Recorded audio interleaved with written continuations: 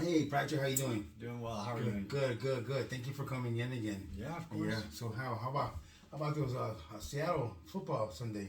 Oh man, it was awesome. Yeah, Good. great game. You Great watched the game. game. So, You had a good time. yeah, it was an awesome time. Good, good. And I know we coming along with this holidays and stuff like that. You're hmm wrapping it up, and I know last time we were here, we did talk about a little bit of anxiety with school, meeting deadlines, and just stress of everything and the pressure of it. hmm And that was some of your concerns. So tell me more about that. What's been going on since then? Let's catch up from last session to this session. Yeah. So, finals week was really hard. So I just felt some kind of like shaking at times, and just that feeling of being really overwhelmed, and that was pretty hard. But thankfully, nothing. I didn't have any panic attacks or anything like that. But just kind of some shakiness and yeah, that kind of that feeling of maybe like short of breath because I was nervous and fearful. So that kind of thing. So, hmm okay. So I heard fearful, a little bit short of breath, a little bit of panicking. hmm Um, which tell me more about that. What best describe what is it? What does those connect with you like? What do they mm connect with you Yeah, in a sense? I think maybe the feeling of like fearful and panicking of just not knowing if I could get everything done, and so that fear, maybe just goes back to my like fear that I'm not like being responsible, Mm, or that could be the root of it. Maybe that I'm um, not not planning things out very well, um, and so maybe it's even a deeper root than just the simple like stress of all of exams. I'm not sure. Yeah. So. right. Okay. Correct. hmm. Because it seems like right, and these are in life anxiety with having these deadlines and stress of these tests is, and but I hear you saying um, of not maybe you're fearful of not getting things done or being responsible. Mm. Yeah. Tell me, was that when you said responsible? How was I want to redirect that to see was that something? Was it maybe a challenge for you? Maybe from being down here and that comes back to years, your younger years, maybe from childhood. Do you feel any pressure of that?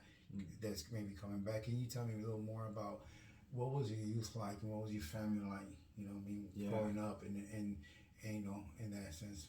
Yeah. So my parents were very strict, and the pressure to do well could be a part of that. And so maybe that feeling of doing well on my own, or doing well when I was in their house, was good, and now the feeling of doing the opposite when I'm away from home is making me feel like I'm a failure, maybe, or Right. so the pressure I know, even though I'm out of the house, is still there. So So there. could be that, yeah. And your families are you going to go see them though? This so Yeah. what So semester you're in now? I'm in my second to last semester. Second to So last semester. yeah. So I know. And how did that worked out for you? Did you were you able to meet your deadlines? So this time I was, yeah, but a few years ago, maybe that's part of it too. Is I missed some, and so I wasn't able to get. Uh, I failed one or two classes, and so um, that is something that I want to do better at. But maybe that's why I'm stressed about it so much, because I don't want to be that kind of person. Yeah. Right, right. So what I hear you saying is like coming on your own is hmm and knowing that being young and going through responsibilities stuff like that, and then so you really think the first year you said hmm now you're in your second year. Now I'm in my Second year. So Yep. and so, tell me, it's like what when you say do you say you want to do better? What what you learned from the first time that you think you're doing better now? hmm Because to me, that's you're Yeah, doing great for you to see that, and you want to change that. What was the difference now? that's true. I didn't fail a class this semester, so that's good. But what did you do Um, different this time that you didn't that last time? Did you learn from the first time? I think one thing I did different was having a planner this year. Like last year, I thought classes would be kind of easy, and so I didn't have a planner, and this year I had one, so I could keep track of my assignments. So that could be a reason. Yeah. Right. So look at you. I really want to encourage you. I want Yeah. to give you, I always say, loss is not a loss when you learn a lesson in it. And so I really want to, good for you. You got to be proud of yourself. You made the changes, and you did. And I really believe it's like you do. I wouldn't say you fail. I say you learn. I like that. You learn, and you learn and you learn to correct the changes. But I want to also let you know is like that's normal for like the first year, not knowing, having an experience. Failure is not there to make you feel bad or not that you're responsible. And I get that you weren't. I think that in you is good as a way of saying, man, taking accountability and like that, come like almost knowing that you let someone down, maybe your parents, and I know you might have some parents that are probably strict and are a point that's, you want to make them proud. So those are good because you made the necessary adjustments to change it. The failure is there to teach you. Yeah, that's a good way to look at it. So you're teaching you. So I see that you doing that, and you got to be proud. And I see you now that you learned from that experience. You're going to be on that track every year now. Yeah, that's a good way to think about it. Yeah, it's because so regular life anxiety with school, those are anxieties are there to keep us safe. Are there to keep us safe, and so I want to encourage you that when you get that thought about that, are you irresponsible? Are you those thoughts or those beliefs coming from childhood? I want you to look at them, capture them, repraise them, that they're coming from a child perspective when you're younger. Now that you're growing to manhood, you're making the necessary change to become more of a man and be more responsible on your own. Yeah. Is that correct? Yeah, that's true. So I want you, when you get those thoughts, redirect those thoughts. Those are like irrational thoughts but they're normal, but they're not current because those are from childhood. But you can't, from a child growing to a man, you have to learn, and sometimes the consequences were you felt like you could have done better, and you made the changes. Yeah. And then you took accountability though. You got yourself a planner, and those things that you feel inside yourself are you took initiative with that. Now you can go home and make your family. You're gonna be. It sounds like you're kind of proud of yourself, but not only that, you have to go home and seeing that you made the necessary changes and became responsible. That's something that you look forward to seeing for your parents to be happy. Is that right? Yeah. So that's awesome. That's good. That's awesome. That's very good. And so I really want to focus on. I can't see the time on it. You see it? 8 minutes. 8 minutes. Okay. So now also going back to what he says, you feel your responsibilities, and then you're gonna go home. And you're going home, right? And what are you majoring in? Physical education. Physical education. So that you're gonna be what you plan to do with that? I'm just gonna be a standard gym teacher. Gym teacher. Awesome. Yeah. So that's good. You want to be a gym teacher. Tell me more about that. What brings you connection that why you want to be a gym teacher? Yeah. So my passion for physical education is sports and kids, and that's the perfect combination. And so, not only is teaching kids how to play sports my passion, but it's showing actually how God can be brought into that. And so, seeing that there's a verse that says, "From Him and through Him and to Him are all things," and so if we see it in that light, then God can use everything. And a musician, everyone knows that they can glorify God with their music, but people don't often think about athletes glorifying God with their bodies, and so I want to change that. Wow, that's awesome. And it looked like, it seemed like that you said passion and glorifying God, like that felt meaningful to you. Is that about right? Yeah. Where did that passion comes from? Where it came to? Where did that start at? Where was that birth at? I think it definitely comes from the Lord. That He's just made me that way to love what I love, and sports, kids, that's all part of it. And so I think from I think maybe 3 years old, just playing sports with my dad, I've always like just had I had to get good at something. I can't do something and Been good. not want to really try at it, and so that's probably where it started. You know, and then you said you and your dad, Mm-hmm. and in sports, how did you cooperate? How did that come out to be where that you saw that you can glorify God? What did that? So it sounds like Dad gave you some good examples. Yeah, definitely. Yeah. Yeah. What does your dad do for a living? My dad, he's a teacher for special education. Special education. Mhm. Awesome. Yeah. So sometimes with special needs kids, and other times he's just kind of like a high scale tutor for kids Right. that have other intellectual disabilities. So being gym teacher and how you gonna glorify God, it brings you passion, your faith, which is amazing. I love that. And then going back to you seeing that since 3 years old with your dad, Yeah.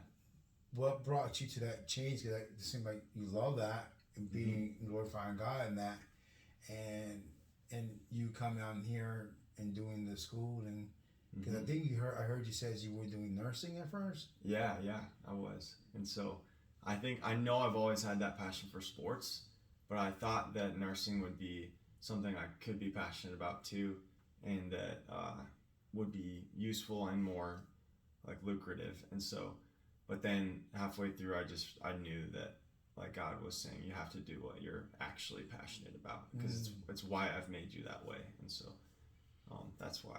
Because that's a big difference of nursing and gym teaching. Yeah, big difference. Big difference, you know. Why the nursing?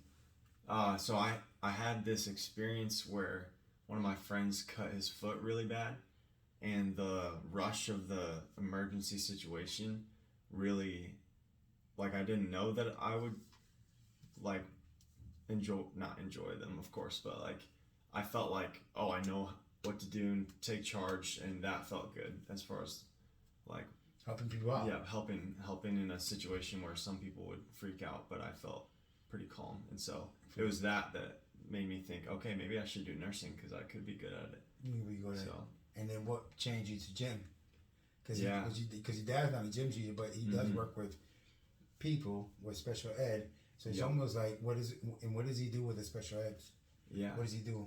So a lot of like different kind of,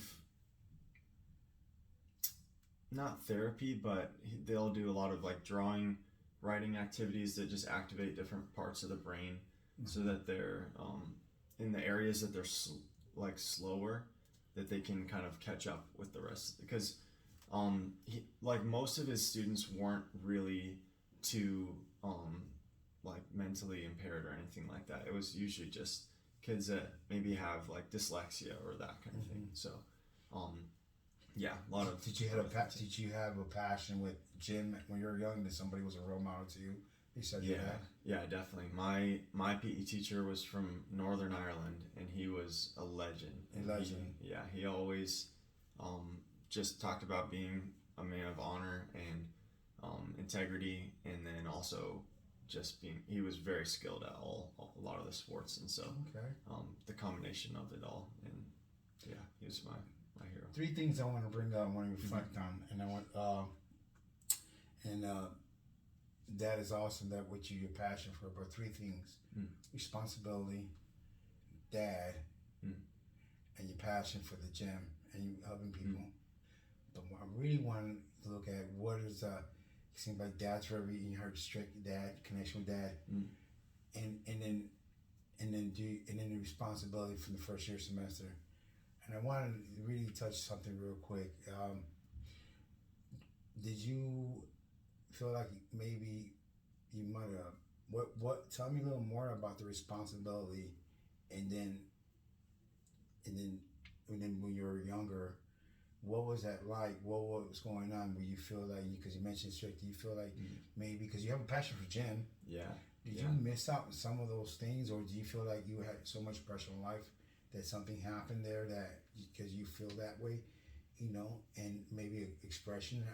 Have you felt pressure or something like that, or their connection from there, that why you feeling that, when responsibilities and the first year, and then the pressure of your dad. Is there something there that maybe that resonate that those feelings? Yeah, I think maybe that strict mindset in life translated over to all sorts of areas, and maybe that like almost has me being a perfectionist in so many areas, and that could be like the reason why stress was building up. And then maybe once I got on my own, I like got lazier or something like that. Wanted to play. Yeah. Maybe missed out. Yeah. Do you feel like you missed out some of that playing time? Like on a real team or something? Yeah. Yeah, I think that could be part of it. Yeah, missing out on maybe a dream that I had. Yeah. Yeah. This is good. This is good. I mean, is that something that you feel like you never was heard and never had a chance to tell? Maybe your dad? Yeah, that could be it. That that maybe I wanted to do things a little bit differently, but then the pressure of what he wanted was a lot, and maybe that's part of it. And you made up to those expectations. Yeah. And then so when your first year came up, you're like, I'm doing whatever I want. Yeah. Kind of a way. Yeah. Maybe. Yeah. Have you ever thought about sitting down with Dad and expressing the way you feel? I've thought about it. Yeah. I really want to encourage you because I see that means a lot to you. And I want you to be whole, complete. You know, we're in a Christian school. Yeah. Everything's about God. And becoming in a profession of crisis and in Christian counseling and this world, crisis and trauma. I mean, I really want you to feel that your voice should be heard. And working with youth is something, it's like amazing. And I believe you're going after a passion. Yeah. That's something to make a difference in a lot of youth's lives and help them become the best whatever they can be. But I believe that until you one day sit down and have that conversation with Dad, I don't think you're just going to hold on to something that you need to let go. Yeah. Maybe I need some healing there. Yeah. So maybe through a time of sitting back, writing a letter one day, maybe sitting down the holidays, I don't know.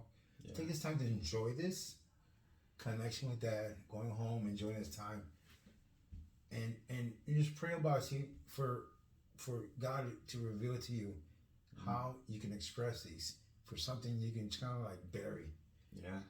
And like, you know, you felt this from the past, you're in the present, you're dealing with it, and now we can move on to the future where you can let it go. Yeah. And I think that sounds like that's important to you still, is it? Yeah, definitely. Yeah. I want to move on. Yeah. From that. Okay. So what I want to encourage you is that it's great that you were able to visit that, very ready to see that, because I believe that's going to resurface. That can resurface again, or keep you from always holding something in that you ever want to tell Dad, I'm doing this, but this is not what I wanted. Yeah. And maybe do you feel like you were over pressure or you wanted different things, and maybe things would have turned out just voicing what your voice and what you feel matters. Yeah. And I believe that, you know, I think that can take a lot of that. I think he needs to know that today. Yeah. You know, how do you feel about that?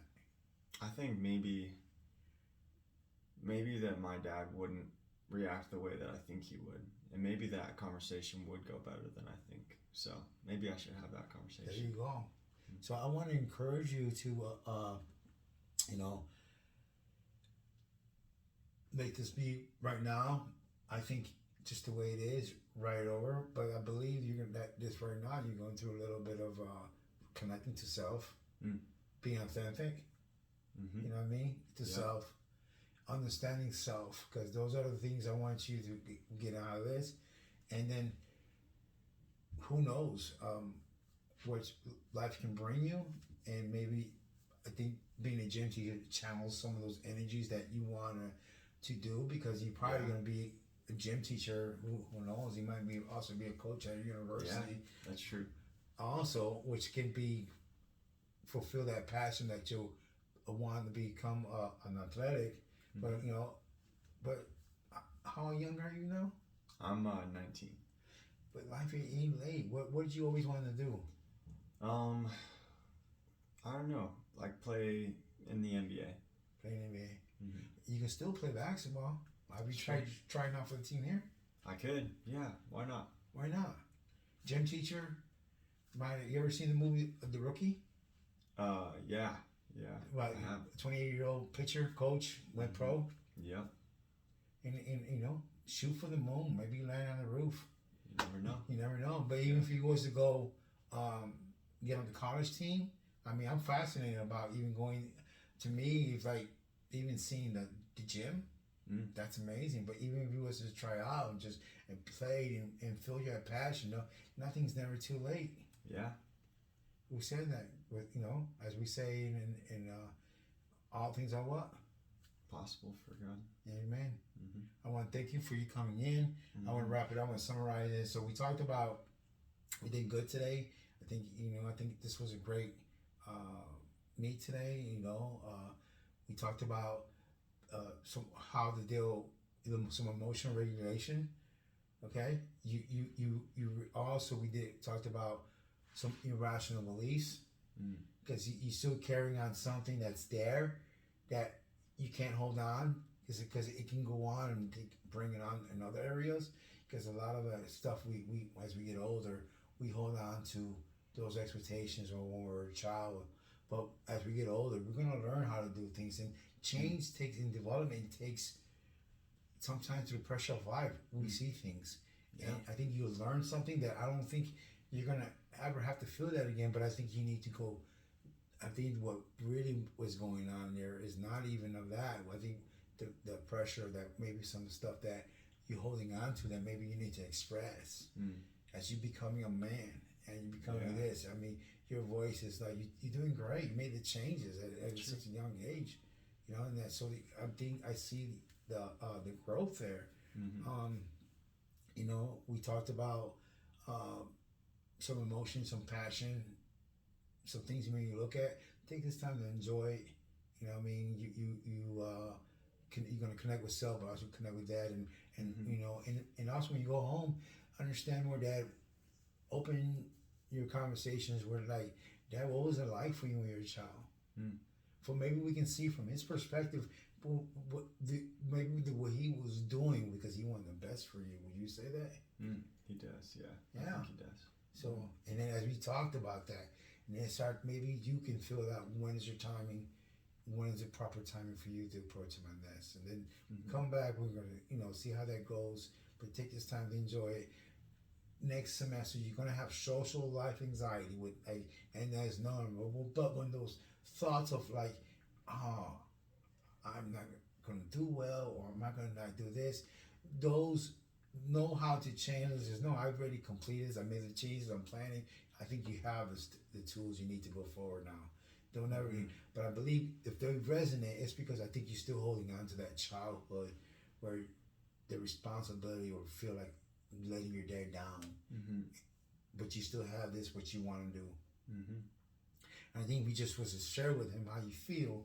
I think it's gonna go good. That you can pretty much put that at rest because he knows, and I think so. Yeah. All right. Thank you so much. Have a good holiday. Thank you so much. Merry Christmas. Merry Christmas. All right. Awesome.